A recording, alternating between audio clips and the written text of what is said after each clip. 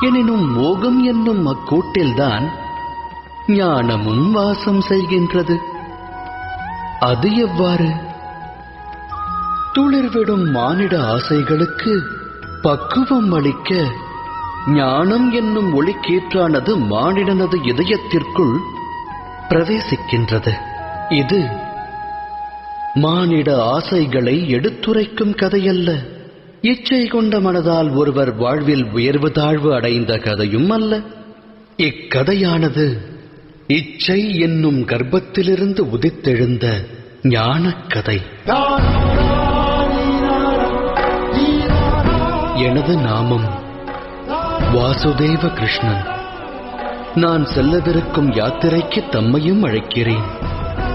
இந்த யாத்திரையில் வாழ்வின் மர்மத்தையும் மனித தர்மத்தையும் அறிவீர்கள். சேற்று நிலை உதித்தாலும்